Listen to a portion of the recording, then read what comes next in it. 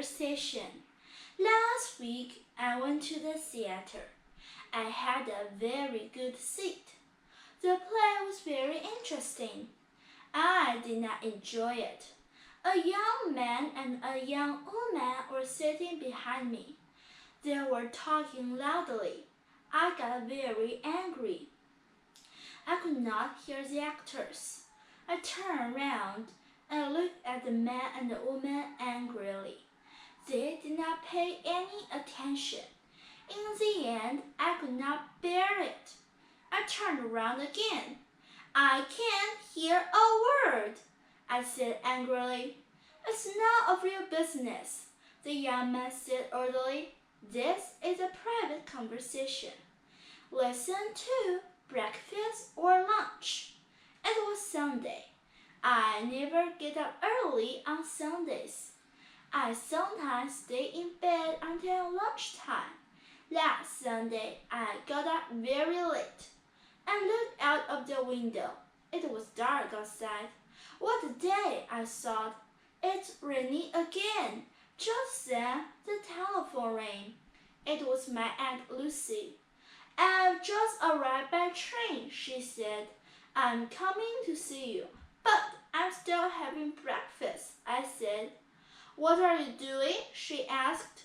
I'm having breakfast, I said. I repeated. Dear me, she said.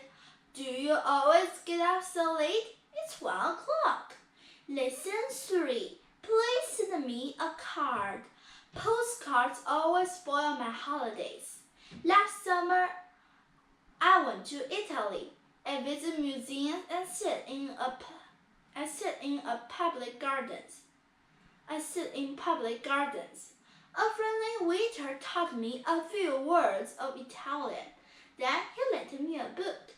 I read a few lines, but I did not understand a word. Every day I thought about postcards. My holiday passed quickly, but I did not send cards to my friends. On the last day, I made a big decision. I got up early and bought 37 cards. I spent a whole day in my room, but I did not write a single card. Lesson 4. An exciting trip. I have just received a letter from my brother Tim. He is in Australia. He has been there for 6 months. Tim is an engineer. He is working for a big firm and he has already visited a great number of different places in Australia. He has just bought an Australian car and has gone to Alice Springs, a small town in the center of Australia. He will soon visit Darwin. From there, he will fly to Perth.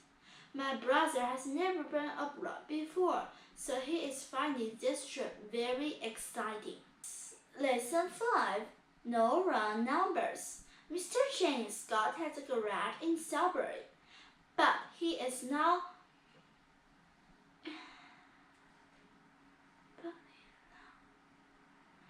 Mrs. Scott has a garage in Sudbury, and now he has just bought another garage in Pinehurst.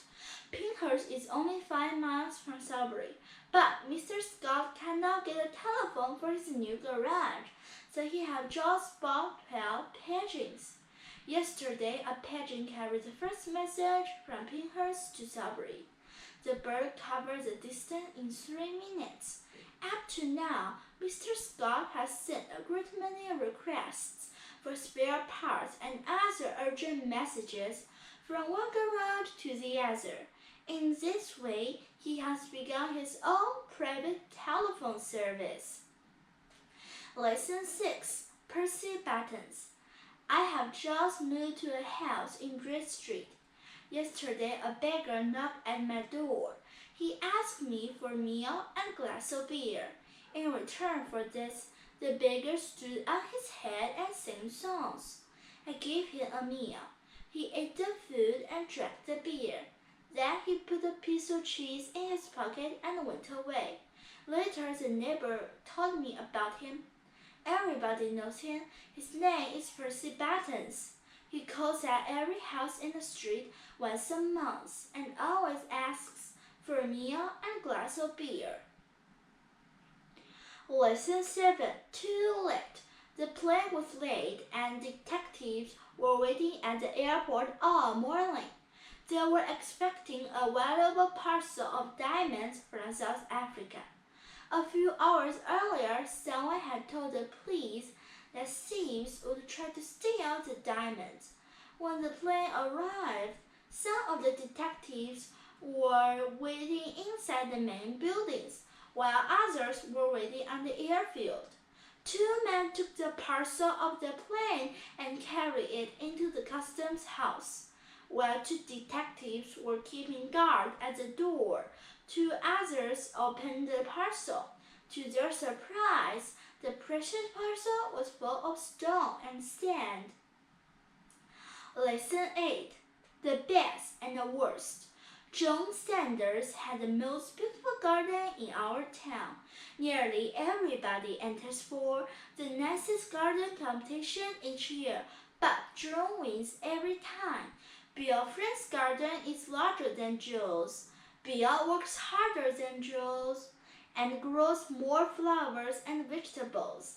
But Joe's garden is more interesting. He has made meat paths and has built a wooden bridge over a pool. I like gardens too, but I do not like hard works. Every year I enter for the garden competition too, and I always win a little prize for the worst garden in the town. Lesson 9. A cold welcome. On Wednesday evening, we went to the town hall. It was the last day of the year, and a large crowd of people had gathered under the town hall clock. It was strike 12 in 20 minutes' time. 15 minutes passed, and then at 5 to 12, the clock stopped. The big minute hand did not move. We waited and waited, but nothing happened.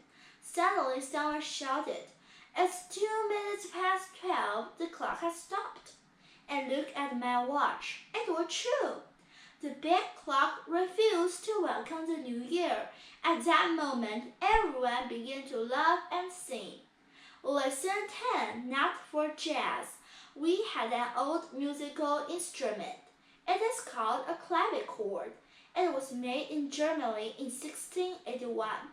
Our clavichord is kept in the living room. It has belonged to our family for a long time.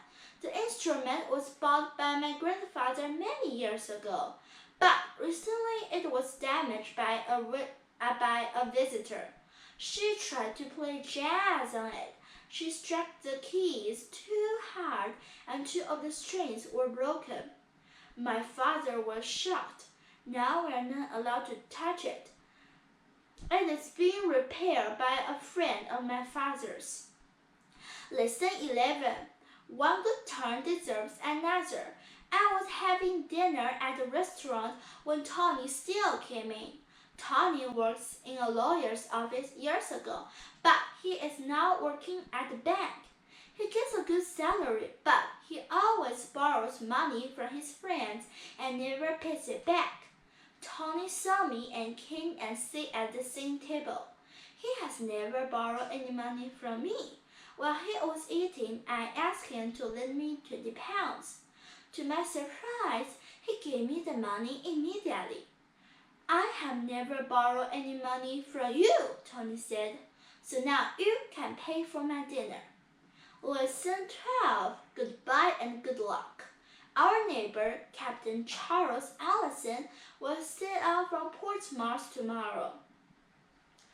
We'll meet him at the harbor early in the morning. He will be in his small boat, Topsail. Topsail is a famous little boat. It has sailed across the Atlantic for many times.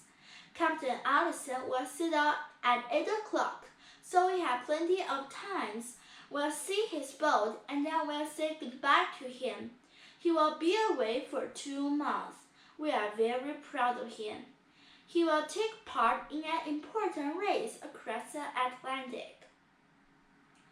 Lesson 13. The Greenwood Boys. The Greenwood Boys are a group of pep singers. At present, they are visiting all parts of the country. They will be arriving here tomorrow. They will be coming by train, and most of the young people in the town will meet them at the station. Tomorrow evening, they will be singing at the Workers' Club. The Greenwood Boys will be staying for 5 days, and during this time, they will give 5 performances.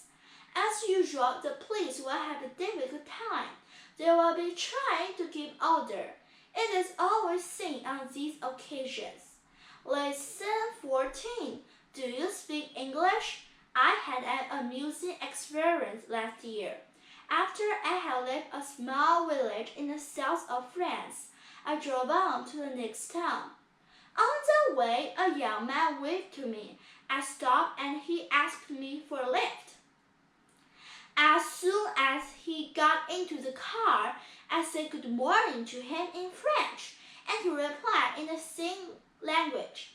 Apart from a few words, I do not know French at all. Neither of us spoke during the journey.